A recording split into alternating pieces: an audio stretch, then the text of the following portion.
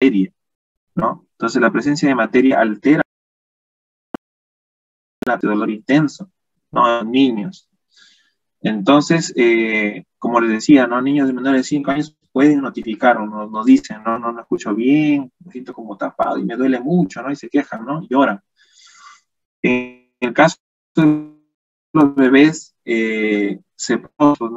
pueden expresar lo Profesor, que pero sienten. una consultita. Sí, eso, pero puedo indagar un poco en las razones de por qué a unos sí y a otros no, ¿no? Así Porque, como, profesor, duele horrible, parece que se va a romper, o sea, sí, no se puede ni respirar porque duele bien feo. Entonces yo pensaba que eso me pasaba solamente a mí nada más. no, sí. ¿A alguien más le pasa eso de acá del aula? A mí Mi también me pasó, hermano, profesor. profesor. Sí, profesora, Sí, ¿no? También, profesor. No, claro, es normal, les digo, ¿no? Pero algunos, no sé, bueno, le pregunté a mi hijo, ¿te dolió? No, es normal. Bueno, depende, ¿no? Pero podría averiguar, ¿no? Debe tener una razón, una explicación eso, ¿no? Profesor, y eso mayormente dicen que eso es bueno, la leche del... Entonces, el tratamiento, eso con respecto a la otitis media, ¿no? Con respecto a la otitis media. Otra patología también es la laberintitis, ¿no? Esto puede estar relacionado, ¿no es cierto?, con los canales semicirculares y también con el tema del equilibrio, ¿no? Estos pueden ser causados por virus o bacterias, ¿no? Otras causas pueden ser, sí, dígame, Miriam. Doctor, buenas noches. Una pregunta, y cuando hay casos clínicos de pacientes que están mal de la garganta o infección una semana y también comienza a dolerles el oído. Claro, en esos casos, como les decía, ¿no? A veces la otitis media en el adulto, o manera general, suelen empezar con infección a la garganta, ¿no?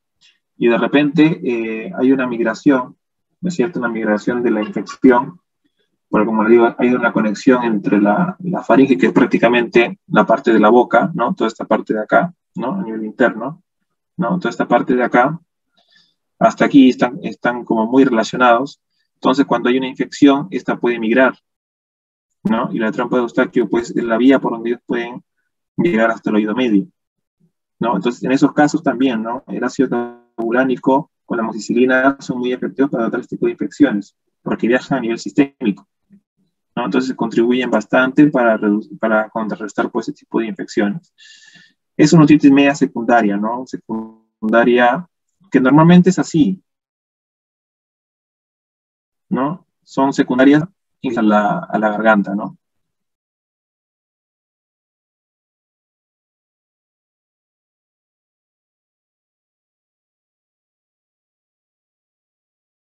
¿No? Entonces, sí, pues están, entonces, eso pues con la pregunta de su compañera. Ahora, las causas pueden ser bueno, volviendo a la laberintitis, ¿no? Las causas pueden ser por virus o bacterias, o también por alergias o efectos adversos de medicamentos, ¿no? También podrían afectar un poco el laberinto, ¿no? Los canales semicirculares también podrían verse afectados por algunos medicamentos.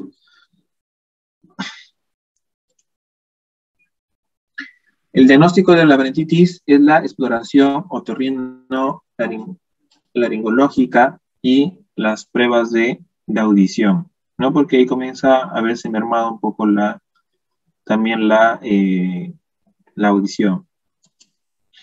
La sintomatología de la laberintitis es la hipoacusia, ¿no? El vértigo y mareos, vómitos severos, pérdida de equilibrio, ¿no? De repente hay pacientes que se desmayan, como que parece que se fueran a desmayar, ¿no? No pueden mantenerse en pie, ¿no es cierto? Entonces puede deberse pues a ese tipo de infecciones. Ojo que esto también se suele dar en personas que están estresadas, ¿no? También afecta un poco, ¿no? El tema del equilibrio también, ¿no? Hay personas que son sensibles o están bajo mucho estrés, ¿no? Que llega un punto donde digamos, las células ciliares de los, de los canales semicirculares se ven afectados, ¿no? Entonces no funcionan con normalidad. Entonces también hay personas que presentan ese tipo de síntomas en esos casos, ¿no? En estos casos de altos niveles de estrés, ¿no? Se puede dar ese tipo de pérdidas de equilibrio, ¿no? Entonces también hay tinitos que son más que todo zumbidos, ¿no? Y también pues la vista se ve comprometida también, ¿no? Al menos pues entre el 1 y tercer día de inicio de la infección hay también una dificultad para poder enfocar la vista, ¿no? Que está relacionado mucho con el tratamiento. Aquí el que más se usa pues es el uso de antibióticos endovenosos, ¿no?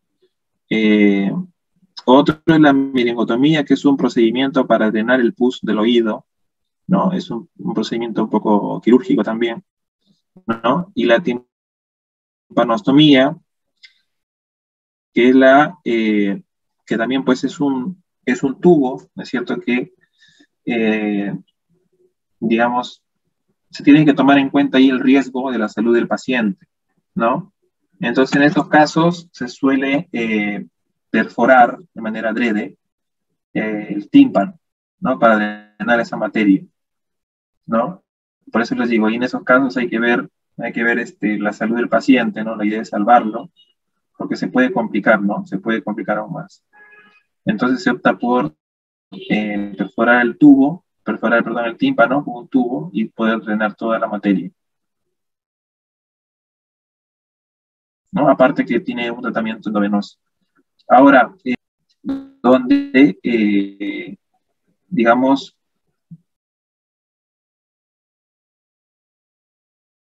pueden, digamos, que pues toda esta zona de acá, ¿no? Y también el párpado. Entonces, el objetivo de esta membrana es proteger pues a los órganos sensibles de los ojos, ¿no es cierto? Entonces, el hecho de que un objeto entre en contacto con ella, digamos, no implica que va a afectar a nuestros ojos, ¿no? Porque, como lo mismo, su misma función es bloquear, ¿no?, el contacto directo de los objetos hacia el globo ocular, ¿no? Entonces, de repente, algunos se habrán fijado que de repente tienen no sé si nunca les ha pasado, de repente un conocido, familiar, unas pestañas que se quedan por ahí viajando, ¿no? Por todo el globo ocular, ¿no? Es porque entra en contacto pues con la conjuntiva, ¿no? Entonces la conjuntiva tiende tiende a adherir pues este tipo de sustancias, ¿no? Entonces el lagrimeo pues facilita, ¿no?, la limpieza de la conjuntiva, ¿no? Entonces cuando hay cuerpos extraños, automáticamente se secreta pues, ¿no?, las lágrimas para favorecer por la eliminación estos objetos extraños de la conjuntiva. Entonces su objetivo principal de la conjuntiva es la protección del globo ocular, ¿no?, del medio externo. Así como tenemos las narinas y la mucosidad en las fosas nasales, o la cera, ¿no?, porque también la cera cumple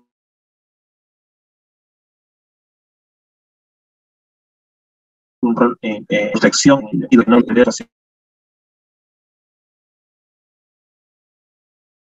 hacia el oído medio, sino que quiere entrar la conjunción en el ojo, ¿no?, en el globo ocular. Está en el párpado, y la tarsal pues la que está protegiendo el globo ocular, ¿no?, causada por la infección de agentes infecciosos que pueden ser algún alergeno, perdón, por la acción de diferentes agentes, ¿no? Puede ser una infección, que puede ser bacterio viral, puede ser también por agentes alérgenos, tóxicos o mecánicos. Entonces cualquiera de los tres puede alterar la conjuntiva pneumática, ¿no?, la conjuntivitis.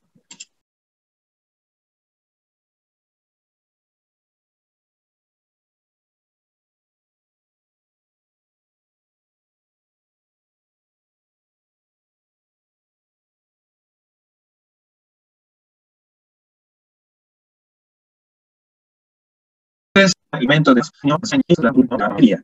Entonces, en esta imagen lo que yo les quiero demostrar es la diferencia entre una y la otra. La bacteriana, claramente hay presencia de de materia, ¿no? Entonces, cuando está uno legañoso, ¿no? Es porque hay una infección bacteriana que está tomando el lugar. Los problemas, digamos, podrían darse entre la vírica y la alérgica.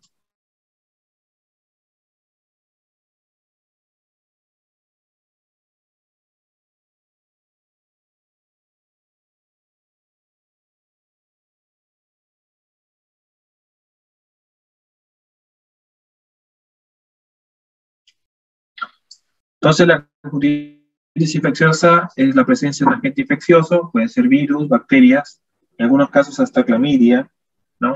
Se diferencian, pues, de la forma bacteriana y la clamidia de la viral debido a la turbulencia, ¿no? Las secreciones de pus de materia, ¿no? Entonces, de todas formas, digamos, es muy común cuando hay este tipo de conjuntivitis infecciosa, de que se presente primero la infección en uno de los ojos, ¿no es cierto? Y después migra al otro, ¿no? Porque es muy contagioso, ¿no?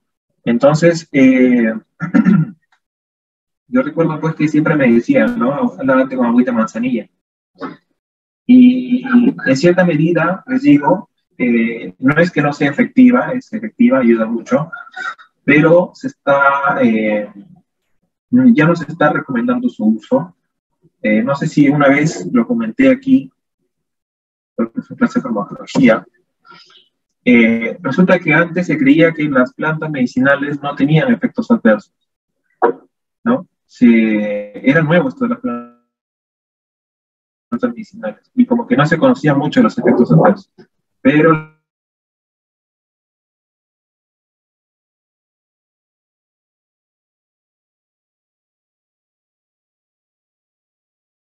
muchos de los fármacos que se han sintetizado provienen de las plantas. Por ejemplo, para darles un ejemplo, Irinotecan es un fármaco para el cáncer de colon, ¿no? Se usa cáncer de colon. Su origen de Irinotecan viene de una planta medicinal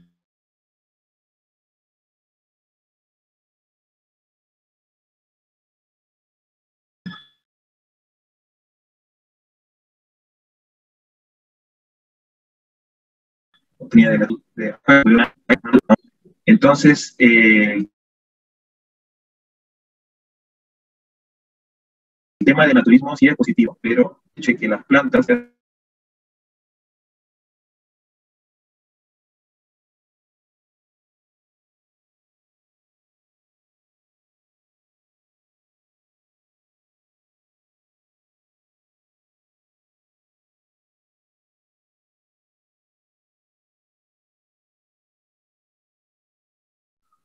sino que se dice que hay un porcentaje de personas que presentan el 1%, puede ser 2%, 0%.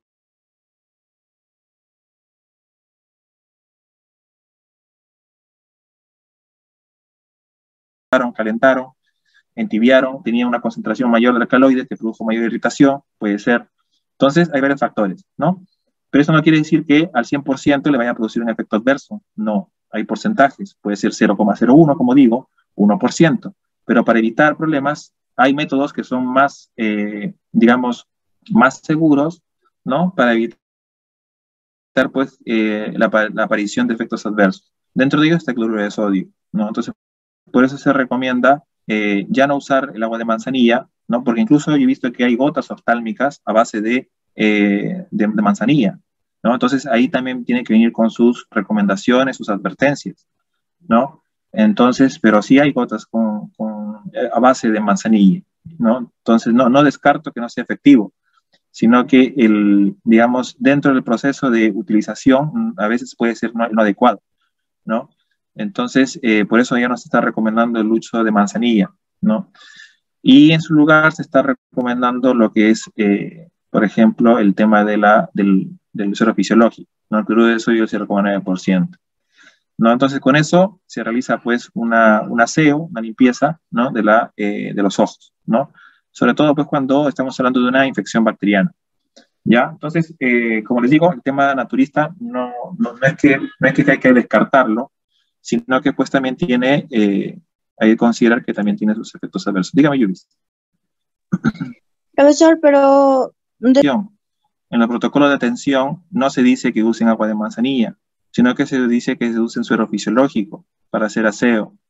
Ahora, ¿hay médicos que puedan recomendar el agua de manzanilla? Sí, no lo niego, puede haber, ¿no? Pero eso no quiere decir que eso esté protocolizado.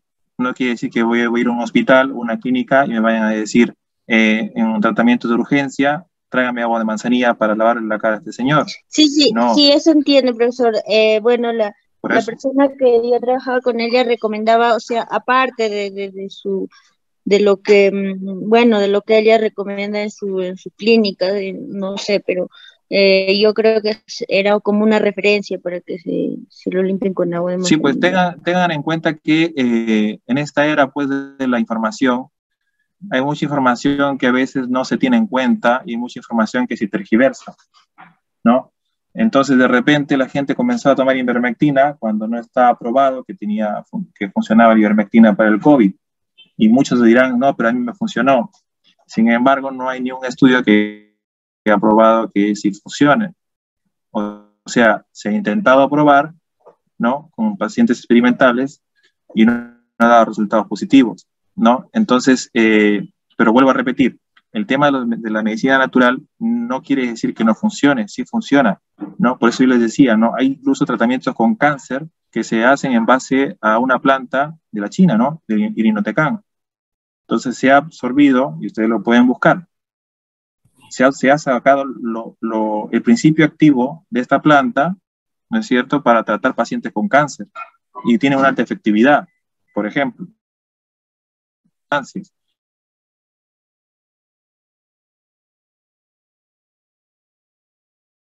Y eso no se ha estado considerando, ¿no? Cuando se han estado haciendo publicaciones de los posibles efectos adversos que tenga, porque la cocaína medicinalmente se usaba, ¿no? Porque tenía este efecto anestésico, pero tenía cocaína en su estructura, ¿no? Un alcaloide, ¿no es cierto? Entonces, ese alcaloide puede generar un efecto adverso, ¿no? Obviamente contiene trazas, ¿no? Cantidades muy pequeñas, ¿no es cierto? Pero como les digo, entonces las plantas tienen diferentes tipos de sustancias, tienen terpenos, quinolonas, alcaloides, ¿no? De repente lo van a ver ya en farmacognosia, si es que ya no lo vieron, ¿no? Y claro, y antiguamente, o sea, antes no se estaba considerando los efectos adversos que podrían tener estas plantas. Y ahora recién se está comenzando a investigar más sobre los efectos adversos, ¿no? Porque de repente decían, no, ¿cómo este paciente no se recupera? ¿Por qué la falla terapéutica? Y es que de repente lo asociaban con otro tipo de plantas. Y eso, por ejemplo, no se está enseñando. Y debería, ¿no? Entonces, eso también, bueno, eso puede considerarse todavía un tema a debatir, ¿no?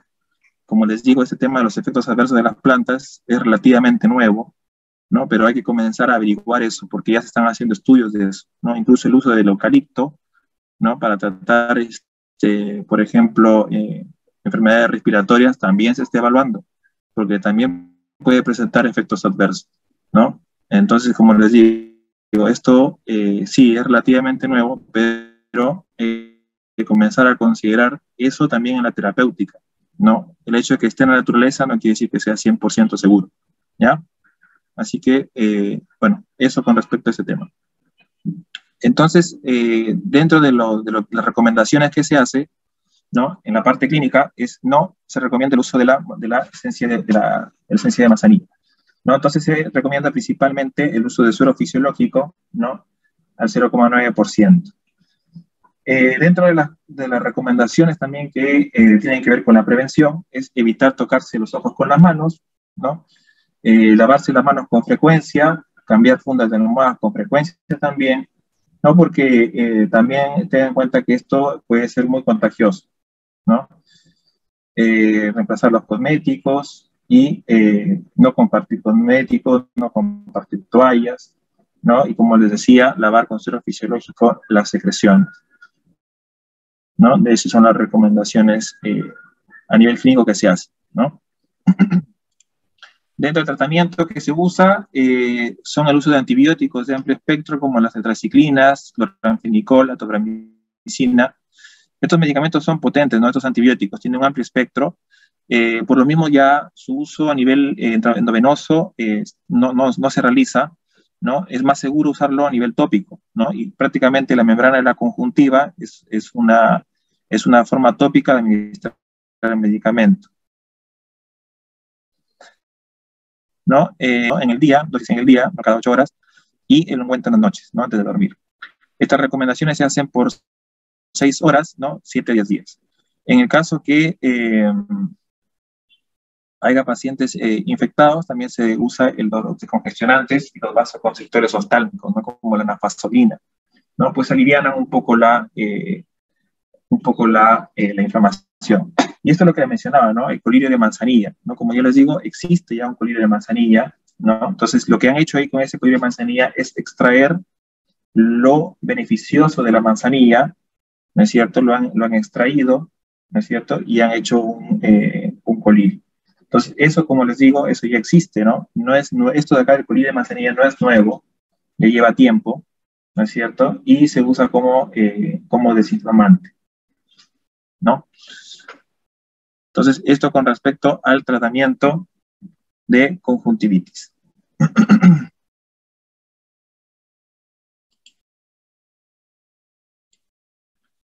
Ahora, la conjuntivitis alérgica, ¿no? Se caracteriza también por una inflamación, ¿no? En la conjuntiva. Básicamente es por exposición, pues, ¿no? A agentes alergenos como los ácaros, pelos de animales, ¿no? Expulsan pues algunos alergenos que al final pueden generar una inflamación de la conjuntiva. El humo de tabaco también, ¿no? Entonces, a menudo estos van acompañados de síntomas nasales como estornudos, ¿no? Porque digamos que el alergeno, digamos, en segunda instancia afecta pues a la conjuntiva, pero principalmente a las fosas nasales, ¿no? Irritándolas. Entonces, la conjuntivitis puede presentarse de forma aislada, ¿no? En algunos casos de forma aislada, o también puede presentarse pues derivado de una alergia, ¿no? ¿No? En el caso se puede presentar como una especie de rinitis o un asma, ¿no? Dijimos que asma también puede producirse pues por exposición a alergenos. Normalmente la conjuntivitis pues hay un problema que generalmente se puede confundir con el ojo seco, ¿no? Entonces, por lo mismo ahí la exploración, ¿no? Del médico es crucial para poder diferenciar los dos, ¿no? Pero, como les digo, hay una inflamación, ¿no? Hay una dilatación de los vasos, entonces una nafazolina ayudaría bastante, ¿no? En la reducción al menos de los síntomas, ¿no? Pero después pues tiene que investigarse un poco a la gente regional que produjo eso para no exponerse constantemente a esto, porque si no va a ser reincidente la conjuntivitis alérgica.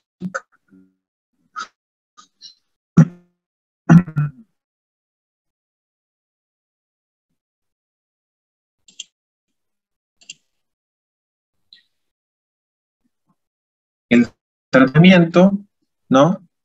Bueno, lavado, el uso de cimetazolina, ¿no? Y la tetrizolina, ¿no? Son de mucha utilidad para aliviar pues, los síntomas, ¿no? Los signos. En este caso, no se recomienda el uso de corticoides, ¿no? Como solución oftálmica de corticoides, porque hay también, ¿no? Porque pueden, pues, los corticoides tienen digamos, el efecto adverso de deprimir nuestro sistema inmunológico, ¿no? Y esto al final nos predispone a infecciones oportunistas, ¿no? Aparte, los corticoides también alteran un poco la presión intraocular, ¿no? Del humor vítreo y que podría desencadenar en un glaucoma.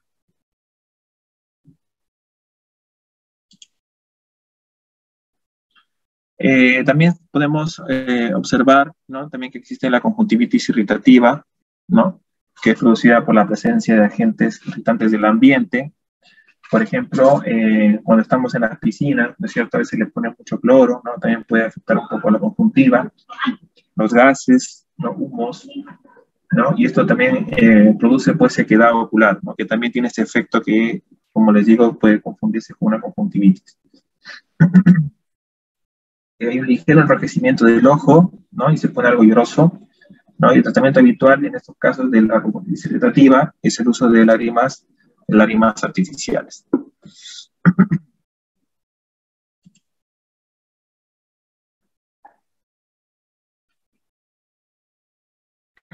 Que sin boda. Tienen quinolonas. Las quinolonas, por ejemplo, son derivados de las fluoroquinolonas, ¿no? O sea, las quinolonas de las plantas, de ahí extrayeron las fluoroquinolonas, es decir, ciprofloxacino, levofloxacino, ¿no? Entonces, hay algunas plantas que tienen una alta concentración de fluoroquinolonas y que también pueden producirte diarreas. Te pueden lavar la flora bacteriana porque tiene quinolonas. Entonces, eso no se estaba considerando. Entonces, ¿qué pasa? Que hay que comenzar a considerarlo.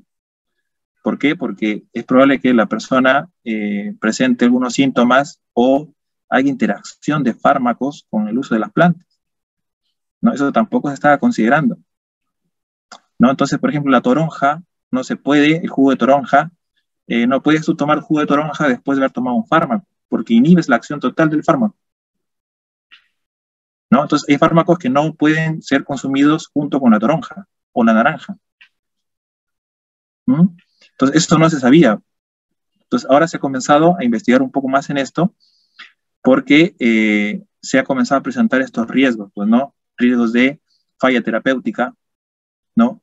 Se ha presentado falla terapéutica o se ha presentado toxicidad, ¿no? Porque hay componentes de las plantas que pueden inducir a un aumento de la concentración del fármaco que puede generar toxicidad del fármaco, ¿no? Entonces, de repente no se elimina como eliminar, sino que se retiene, ¿no? Entonces, esas cosas no se han estado considerando y hay que comenzar a considerarlas, ¿no? Entonces, las investigaciones ahora se están haciendo en ese sentido, ¿no? Para determinar, no necesariamente crear fármacos con plantas, sino que qué efecto podría haber si yo consumo este medicamento, esta medicina natural, si tengo estas patologías, como por ejemplo diabetes, si tengo hipertensión, porque son pacientes que ya tienen todo un pool, un cóctel de fármacos, y encima agregarle otro fármaco que sería la planta, porque las plantas ya vendrían a ser como fuente primaria de fármacos, entonces puede haber interacciones con sus medicamentos, ¿no? Entonces eso también hay que comenzar a considerar, ¿no? Entonces, incluso ahí tengo estudios, ¿no? Leo mucho estos temas de los estudios de la medicina natural, entonces ahí les podía compartir algunos, sobre todo ese del eucalipto también, ¿no? Por ejemplo, ese también me llamó la atención, ¿no? Porque el eucalipto también se usaba, ¿no? Como expectorante, ¿no? Para aliviar un poco los bronquios, ¿no? También han hecho estudios donde han presentado efectos adversos, ¿no? A estos vapores, ¿no? De eucalipto, ¿no? También, ¿no? Entonces, esto, digamos, claro, antes no se tomaba en cuenta porque nadie digamos, hacía investigaciones a gran escala de la medicina natural. Ahora con esto como le digo, hay muchos fármacos que se obtienen de las plantas, pues se ha comenzado a hacer investigación en ese sentido, ¿no? Entonces, ese irinotecan, lo que le comentaba de una planta de la China, por ejemplo, es nuevo, ¿no? Es un medicamento nuevo. Y es un medicamento que se usa para tratar cáncer. Entonces, ese irinotecan estaba en esa planta, ¿no? O sea, un fármaco oncológico estaba en una planta, ¿no? Entonces, y claro, los chinos lo toman como si nada, ¿no? Profesor, ¿y qué pasa con las plantas, bueno, que no son medicinales, pero por ejemplo acá en la sierra utilizamos la manzanilla, el cedrón,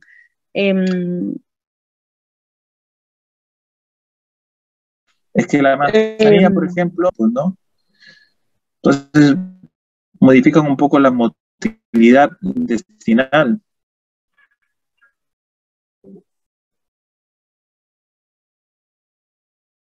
No, sí es interesante este tema. Entonces, pero como les digo, antes se creía que no había efectos adversos, pero de ahí se han ido comenzando a investigar más y claro, han comenzado a identificar este tema de farmacovigilancia, a detectar pues efectos adversos, ¿no? De repente por interacción con fármacos, ¿no?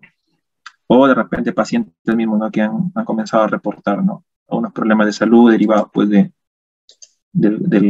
uso, pues, de estas plantas, ¿no? Entonces, eso, ¿no? Pero, no vuelvo a repetir, ¿no? Esto de las plantas, por ejemplo, son porcentajes, los efectos adversos en general son pequeños porcentajes, ¿no? En algunos casos sí, pues, ¿no? Es notorio, por ejemplo, como les decía, ¿no? Los antimicóticos, eso sí son una patada al hígado, ¿no? Entonces, eso de ahí tienes que asegurarte que el paciente está bien con su función hepática. Si no está bien con la función hepática, no le puedes dar un antimicótico oral. No puedes. Porque si no, lo mandas con San Pedro, ¿no? A ver, voy a cerrar el Zoom y mando link.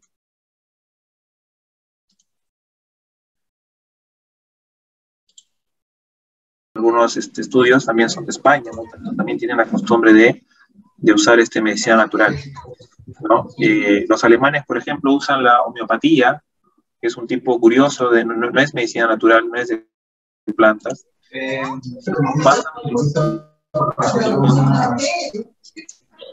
La idea de la homeopatía es usar el mismo tóxico, pero en menores concentraciones, dice que tiene un efecto terapéutico, ¿no? Es la filosofía de la homeopatía, ¿no? Que fue creada en Alemania.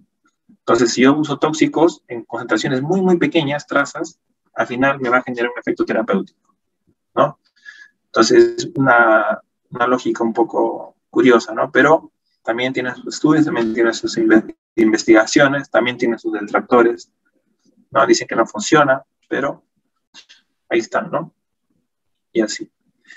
Bueno, entonces, eso con respecto, un poco hablando de farmacología, ¿no? Nos fuimos a farmacología, ¿no? Interesante igual. Eso. Entonces, la rinitis, bueno, viendo ahora el tema de la rinitis, ¿no? Se caracteriza por la presencia de uno o más de los siguientes síntomas: congestión nasal, rinorrea anterior o posterior, ¿no? O sea, rinorrea anterior, posterior es cuando salen de las narinas, y anterior, ¿no? Pasa de los senos paranasales directo hacia la boca, ¿no? También hay secreciones por ese lado. Estornudos y prurito, ¿no? Comezón, picazón, ¿no? Tipos de rinitis: hay infecciosa, alérgica y ocupacional. Entonces, dentro de la rinitis infecciosa, ¿no? Está pues la presencia de virus y bacterias, ¿no? Estos virus y bacterias lo que hacen es activar componentes innatos y adaptativos de la respuesta inmunitaria, ¿no? Lo que justo hablamos de la clase anterior, y que provocan pues una respuesta inflamatoria, ¿no? Los causantes de las infecciones virales son principalmente el rinovirus y el coronavirus, ¿no? Así también como el virus respiratorio sincicial. Este coronavirus, recuerden, no se confundan, ¿no? Los coronavirus han existido, sino que hay varios tipos de coronavirus que pueden generar incluso resfríos comunes, pero digamos que este coronavirus pues tiene la particularidad de ser un poco más letal, ¿no? Que los otros coronavirus, ¿no? Pero cuando digo coronavirus no quiere decir que este coronavirus genere rinitis, ¿no? Sino que hay diferentes tipos de coronavirus. Entonces, las infecciones virales también pues pueden pueden desencadenar en una sinusitis, ¿no? También una inflamación de las trompas de Eustaquio, ¿no? Y otitis media, ¿no? Entonces viaja, ¿no? Las infecciones virales. En el caso de la viral no siempre cursa con fiebre, ¿no?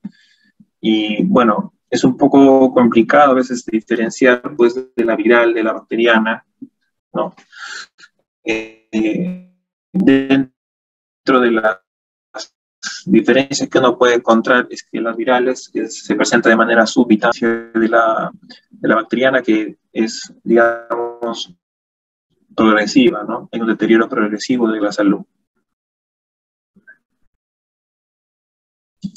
Entonces, la rinitis bacteriana también puede producirse como producto de la rinitis viral, ¿no? Puede producir un tipo de infección de bacteriana, nos puede dejar predispuestos a infecciones, ¿no? Infecciones bacterianas.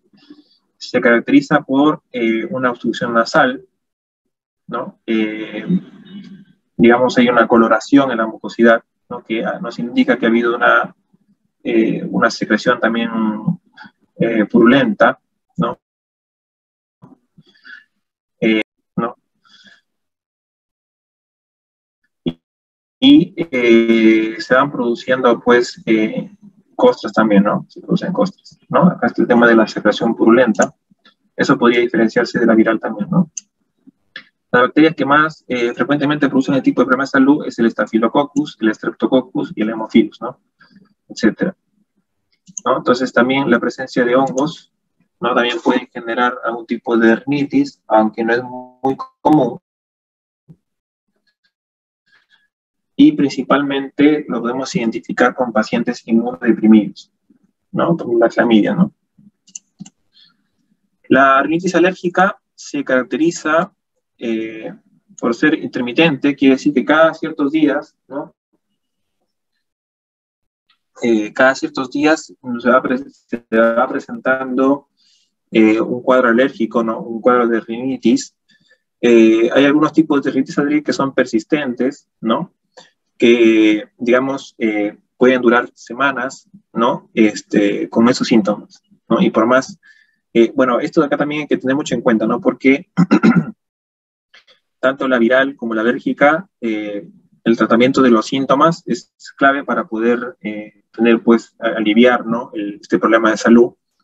En el tema de la bacteriana, hay que ver la presencia, ¿no? de heridas o también de secreciones purulentas, como para empezar el uso de antibióticos, ¿no? Entonces, aquí en estos casos, por ejemplo, hay que tener mucho ojo, ¿no? Porque recomendar, pues, bueno, para empezar, no podemos recomendar antibióticos, eso tiene que ser prescrito por un médico, ¿no? Y el tema de los antibióticos es que si es una infección viral, lo que estás provocando ahí es que el paciente pueda generar resistencia bacteriana, ¿no? Entonces, eso es igual es peligroso, no solamente para la persona, sino para aquellos que convivan con ella, porque van a tener que lidiar de repente con bacterias súper resistentes, y tratar ese tipo de problemas de salud requiere internación médica, ¿no? Internación hospital o una clínica, ¿no? Y requiere, pues, de antibióticos más potentes,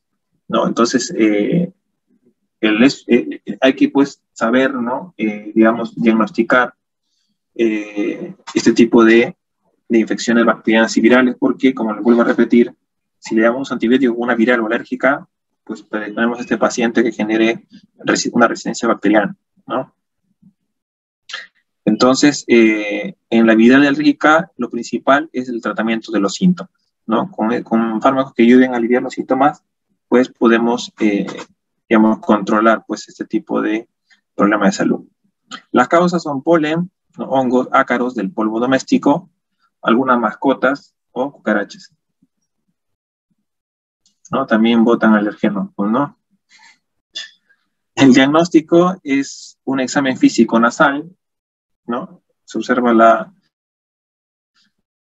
fosas nasales, orofaringio, también ocular y óptico, ¿no? Para ver si no ha habido complicaciones, ¿no? De repente, la alergia, pues, si bien es cierto, puede afectar las fosas nasales, también puede afectar el ojo, la infección puede viajar, ¿no? Si es bacteriana, puede viajar también hacia al oído, ¿no? En el caso de la alérgica, pues se puede hacer una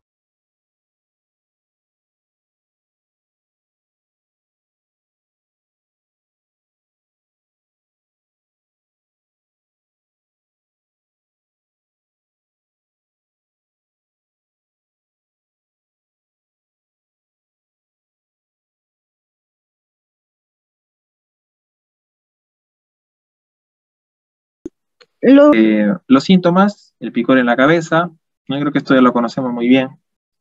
Hay un reconocimiento visual de la infestación, pues, de estos parásitos, ¿no? El modo de contagio es el contacto entre pacientes, ¿no?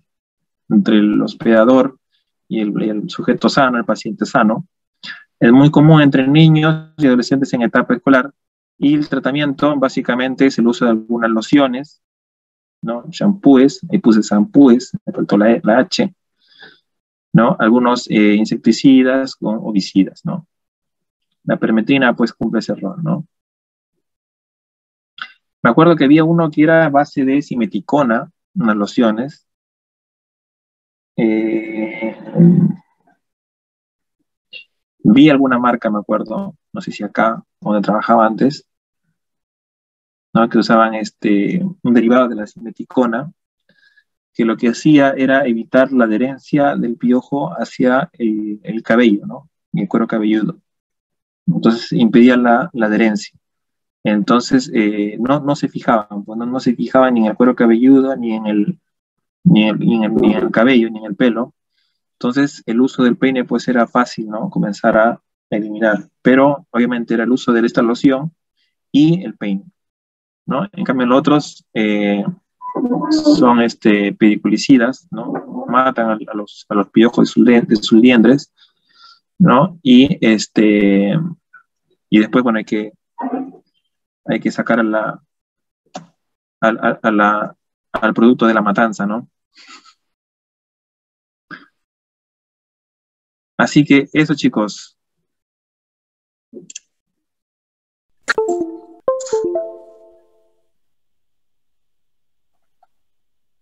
Espérenme.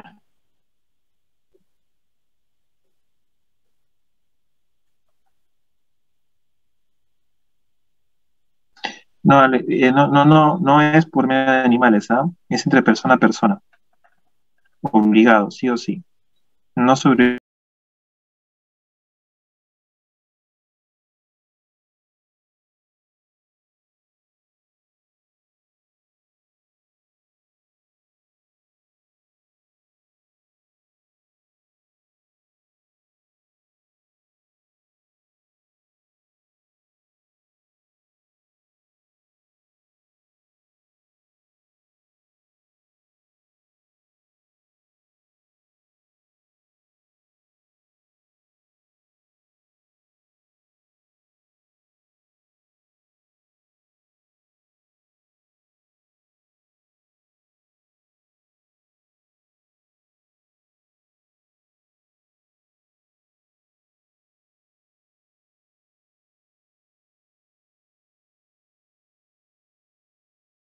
Viven con los Más animales. los niños